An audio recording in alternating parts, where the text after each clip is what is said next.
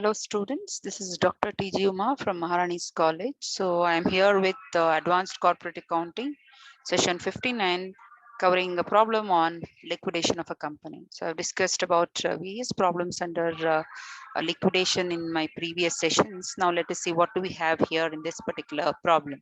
So ABC Limited went into voluntary liquidation on 1/4/2015 as its mines reached such a state of depletion that it became too difficult and costly for further minerals. The liquidators, whose remuneration is 3% on realization of all the assets and 2% distribution to the shareholders, realized. So here, whatever is amount that is distributed to the shareholders, that is preference shareholders and equity shareholders will be considered, and that will be taken up for the computation of the uh, commission that is due to the liquidators remuneration. So further, cash on realization of assets is 5 lakhs, expenses on liquidation. So this is the first item that we put it under the payments, 5 lakh, here 7,000 rupees. Unsecured creditors are 68,000, 5,000, 6% cumulative preference shares of 30 each fully paid, 1,50,000. So 10,000 equity shares of rupees 10 each.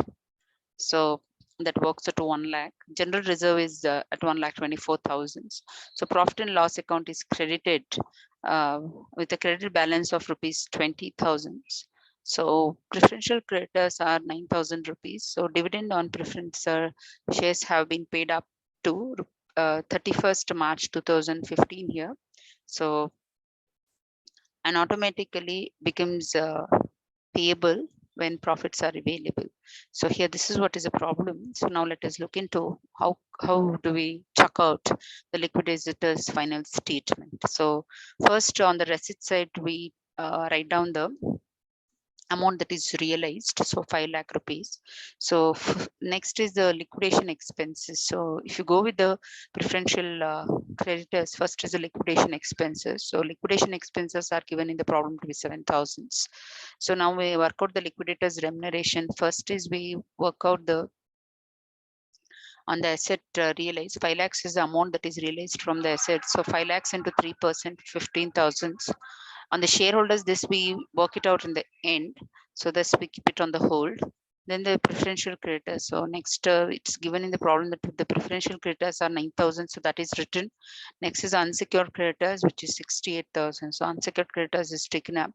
Next is the arrears of cumulative dividends. So for 1,50,000 at 6%, the cumulative dividend is 9,000. So here, this is what up to this particular point, will it be that we are working out the amount that is due, is it not? So here now I have made a note of the total of the payments which are done. So here 7,000 is what is the amount, right? So 7,000 amount is there. Then 15,000 is the amount that is due on the realization. Okay. Next, 9,000 is the amount that is due to the preferential creditors. Unsecured creditors, you have 68,000. So 9,000 is a cumulative dividend. So this is what is the total amount that is due. So if we total it up, so 1,08,000 is what is the amount that is due. So here, what we do is, since this 9,000 that is arrears of dividend that is due to the preference shareholders is also the amount that is due to the shareholders, we will have to total it up till here. So 99,000 is what is the amount that we pay to. So from here onwards, will it be that the amount that is due to the shareholders will be given. So totally the payment that is given to the liquidation expenses and outside creditors is 99,000. So this is what is taken. So 99,000 is the total amount. So that is 7,000 plus 15,000 plus 9,000 plus 68,000. So out of 5 lakhs, if I deduct 99,000, I will be left with 4 lakh 1,000. So 4 lakh 1,000 is what is the amount that is due to the uh, shareholders, including the preference shareholders as well as the equity shareholders. So 2% is what is due to them divided by 102. So the amount works out to 7863. So this is what is the amount that is given to the liquidators remuneration towards the amount that is given to the preference and equity shareholders. Then I make the payment of arrears of cumulative dividend 1,50,000. Here we have sufficient capital, so 1 lakh. So here this is what we do. So 9,000 is the amount that is due to the cumulative dividend, preference share capital.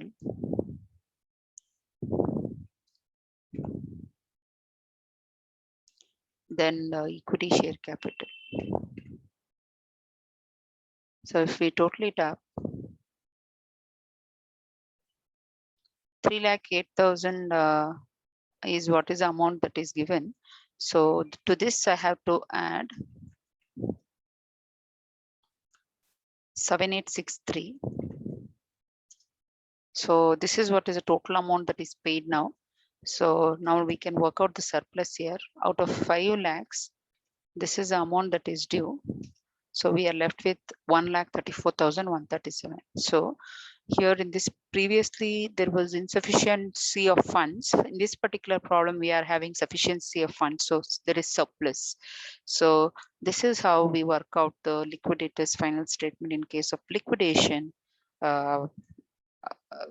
This is quite different than what I have discussed in the past. Thank you one and all.